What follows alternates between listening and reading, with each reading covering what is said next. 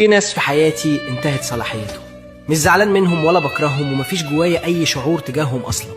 وجودهم ما بقاش فارق معايا ولا حتى يهمني اعرف عنهم حاجه.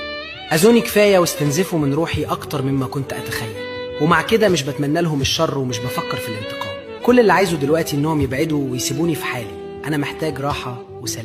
هم مش شايفين التعب اللي جواك، ولا الصراعات اللي بتحاربها لوحدك كل يوم، ولا الأيام اللي كنت فيها مكسور وساكت.